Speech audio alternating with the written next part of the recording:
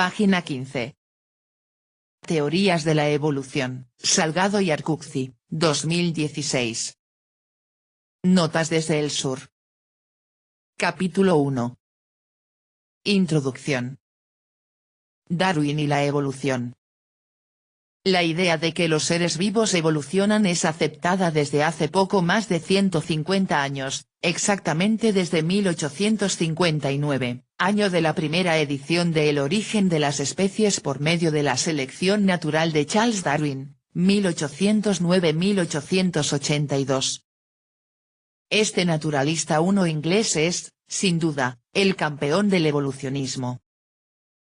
Su figura sobresale por encima de todos, no solo por haber inclinado definitivamente la balanza hacia esa teoría, sino porque la causa de la evolución imaginada por él, la selección natural, ocupa un lugar central en la teoría sintética. De aquí en más, T.S., la versión del evolucionismo vigente desde la década de 1950.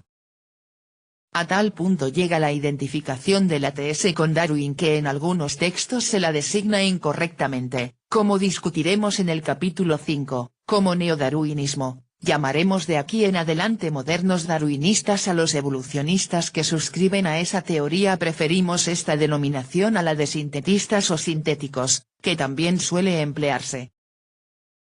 La TS surgió entre 1920 y 1950, Ridley, 1996, p. 6, a partir de la integración de dos teorías, una, entonces setentona, teoría de la evolución, precisamente, el darwinismo o evolución por selección natural, y una, entonces joven, teoría de la herencia, el mendelismo. Hoy la TS no atraviesa su mejor momento, de hecho, es cuestionada profundamente desde hace 40 años, aunque lo que se ha cuestionado es siempre una versión endurecida. Sin embargo, nadie puede desconocer sus méritos. La TS ha funcionado bastante bien, tanto que muchos modernos darwinistas han anunciado, a la manera de John Organ en los 90, el final de la biología evolutiva. Veamos, si no, lo que escribió Jacques Monod, 1910-1976, Premio Nobel de Fisiología y Medicina de 1965, en su libro Azar y Necesidad. Se puede decir hoy en día que los mecanismos elementales de la evolución han sido no solo comprendidos en principio, sino identificados con precisión. La evolución sigue siendo en biología la noción central, destinada a ser enriquecida y precisada todavía durante mucho tiempo. Sin embargo, en lo esencial, el problema está resuelto y la evolución no figura ya en las fronteras del conocimiento. 1993, p. 144. Básicamente, la TS sostiene que la evolución es el resultado de 5 factores, a saber, 1, mutación, los cambios en el material genético, 2, recombinación génica, el intercambio de fragmentos entre cromosomas homólogos durante la formación de las gametas o gametogénesis, 3, flujo génico, la entrada y salida de genes de la población, 4, la selección natural y 5, el aislamiento reproductivo. De esos 5 factores, los 3 primeros promueven la variabilidad genética poblacional, el cuarto dirige o orienta el cambio evolutivo, el quinto simplemente garantiza la completa diferenciación de las especies. Algunos autores suelen incorporar un sexto proceso, las variaciones genéticas al azar o deriva genética, para reunir aquellos cambios en la composición genética de las poblaciones que, en última instancia, no obedecen a la selección natural. Al igual que esta última, salvo en el caso de la selección dependiente de la frecuencia, la deriva disminuye la variabilidad, pero no promueve un cambio direccionado o orientado como sí lo hace la selección. Gallardo, 2011, p. 129. En principio, ninguno de esos 5 o 6 factores podría por sí solo causar evolución, solo su acción conjunta, obviamente disponiendo del tiempo suficiente. Hablaremos en extenso sobre la TS en el capítulo 6. 1.1 El moderno darwinismo. La TS rescata dos aspectos fundamentales del genuino darwinismo, el darwinismo de Darwin, el primero, la eficacia de la selección natural para producir adaptaciones y diversificación, el segundo, la lentitud y gradualidad del cambio evolutivo. La selección natural, SN, algo tan simple y evidente que Thomas H. Huxley se sintió estúpido por no haber postulado la idea antes, es sin dudas la gran contribución de Charles Darwin al pensamiento universal. Se basa en tres premisas, que podríamos enunciar de la siguiente forma: 1. Normalmente, los organismos producen más descendencia de la que puede efectivamente sobrevivir. 2. Los individuos que integran una población presentan mínimas diferencias que los hacen más o menos aptos, según el contexto. 3. Esas diferencias se heredan. Entonces, si esas premisas son verdaderas, se obtiene lógicamente que 1. Generación tras generación, la proporción de variantes favorecidas se incrementará en la población, los más aptos estarán cada vez más representados, y 2. La especie tenderá a evolucionar en la dirección de las variantes favorecidas, incrementando de este modo su aptitud general. Sobre el primero de los aspectos mencionados más arriba, la eficacia de la selección natural, hay que decir que, en su mayoría, los modernos seguidores de Darwin entienden que la selección y los demás factores subordinados que enumeramos, mutación, recombinación y otros, son los únicos responsables de la evolución y que esta última puede explicarse únicamente atendiendo a esas causas. Sobre esto, el evolucionista ucraniano Teodosius Dobzhansky, 1900-1975, y los demás coautores del libro Evolución, F. Ayala, G. Stebbins y J. Valentine, no tienen dudas. Las tendencias modernas del conocimiento científico han puesto de manifiesto que muchos problemas básicos pueden comprenderse suponiendo únicamente que toda la organización biológica, llegando hasta el lugar de las moléculas, ha evolucionado como resultado de la selección natural que actúa sobre la variabilidad genética. Las cursivas son nuestras. 1983, p. 20, Francois Jacob, 1920-2013, Premio Nobel junto a Monod, dijo más o menos lo mismo con otras palabras: la selección natural impone una finalidad no solo al organismo entero, sino a cada uno de sus constituyentes. En un ser vivo, toda estructura ha sido seleccionada porque cumplía una función en un conjunto dinámico capaz de reproducirse. 1999, p. 280. Más acá en el tiempo, el evolucionista keniata Richard Dawkins, 1941, redondeó magistralmente esta idea en su libro El gen egoísta, la selección, es la clave de todas nuestras explicaciones modernas sobre la vida. 1989, p. 168. Dejemos ahora a los modernos darwinistas y veamos qué pensaba Darwin. En el capítulo primero de El origen de las especies, expresa: estoy convencido de que la selección natural ha sido el medio más importante, si bien no el único, de modificación. Las cursivas son nuestras. Darwin, 1985.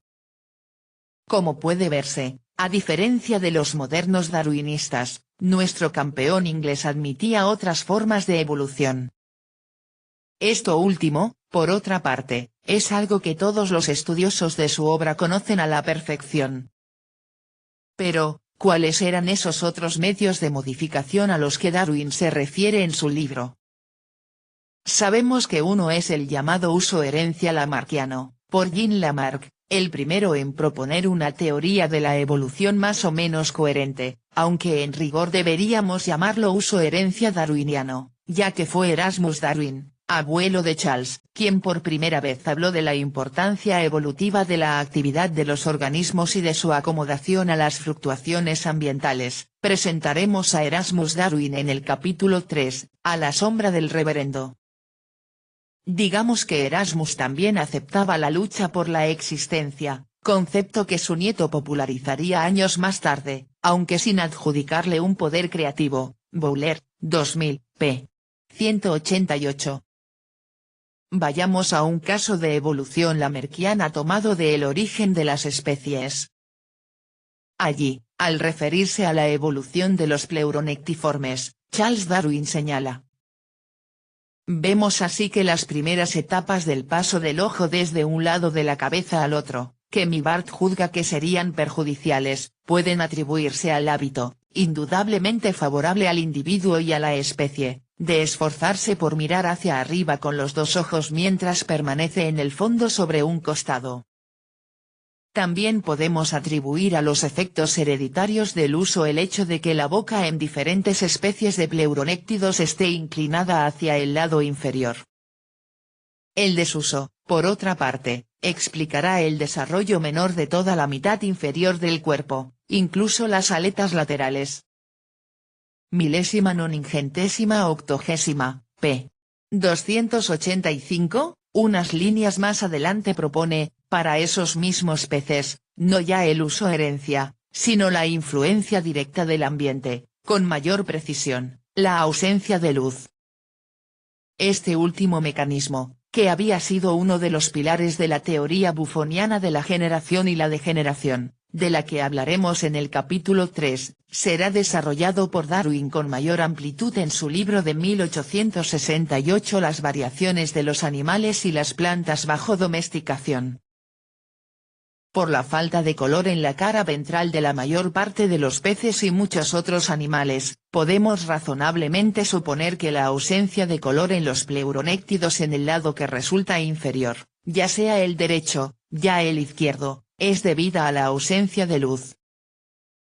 Pero esos medios alternativos de evolución evidentemente no le alcanzaban, ya que enseguida dirá que, al menos las modificaciones causadas por el uso herencia, deberían reforzarse por aquel, su mecanismo favorito. Probablemente, en estos casos ha entrado en juego la selección natural, lo mismo que en adaptar a sus costumbres la forma general y muchas otras particularidades de estos peces. Debemos tener presente, como he indicado antes, que los efectos hereditarios del uso creciente de las partes, y quizá su desuso, serán reforzados por selección natural. Cuánto haya que atribuir en cada caso particular a los efectos del uso y cuánto a la selección natural, parece imposible decirlo. p. 286. Nuevamente, en el capítulo 14, al referirse a la virtual desaparición de los órganos inútiles, o mejor dicho, de los órganos que en el transcurso de la evolución habían perdido su utilidad, Darwin echa mano del uso herencia lamarckiano. Parece probable que el desuso ha sido el agente principal en la atrofia de los órganos. Al principio conduciría poco a poco a la reducción cada vez mayor de una parte, hasta que al fin llegase esta a ser rudimentaria, como en el caso de los ojos en animales que viven en cavernas oscuras y en el de las alas en aves que viven en las islas oceánicas, aves a las que raras veces han obligado a emprender el vuelo los animales de presa, y que, finalmente, han perdido la facultad de volar. p. 596. Aunque más adelante, al ocuparse de las causas de la atrofia de los ojos del tucutuco, que atribuye principalmente al desuso, nuevamente recurre a la selección. Los ojos de los topos y de algunos roedores minadores son rudimentarios por su tamaño, y en algunos casos están por completo cubiertos por piel y pelos. Este estado de los ojos se debe probablemente a reducción gradual por desuso, aunque ayudada quizá por selección natural. En América del Sur, un roedor minador, el tucutuco Octenomys, es en sus costumbres aún más subterráneo que el topo, y me aseguró un español, que los había cazado a menudo, que con frecuencia eran ciegos. Un ejemplar que conservé vivo se encontraba efectivamente en este estado, habiendo sido la causa, según se vio en la disección, la inflamación de la membrana nictitante. Como la inflamación frecuente de los ojos tiene que ser perjudicial a cualquier animal, y como los ojos, seguramente, no son necesarios a los animales que tienen costumbres subterráneas, una reducción en el tamaño, unida a la adherencia de los párpados y al crecimiento del pelo sobre ellos, pudo en este caso ser una ventaja y, si es así, la selección natural ayudaría a los efectos del desuso. p. 173. Queda claro entonces que Darwin aprobaba otras formas de evolución complementarias de la selección natural, el uso-herencia, la acción directa del ambiente, e incluso el llamado principio de correlación de las partes que desarrollaremos en el capítulo 4. Es indudable que, en este aspecto, los modernos darwinistas han tomado distancia del propio Darwin. Quizá nadie lo haya dicho mejor que el conocido evolucionista español Faustino Cordón, 1909-1999, en el prólogo a esta misma edición de El origen de las especies. Ya he señalado que Darwin pensaba que la selección natural no es sino uno de los mecanismos posibles, aunque tal vez el más importante, de los que determinan la evolución de las especies. El mecanismo único que moldea las especies es la selección natural. En este sentido, debemos ser hoy más darwinistas que Darwin. p. 20. ¿Debemos realmente superar a Darwin en materia de darwinismo? Para responder a esta pregunta primero hay que saber cómo y por qué los modernos darwinistas han ido alejándose de Darwin, y de los primeros darwinistas. Teorías de la evolución, Notas desde el Sur trata precisamente sobre eso, de modo que la respuesta la hallaremos recién al final del libro, en el apartado del capítulo 8, para cerrar. Página 21.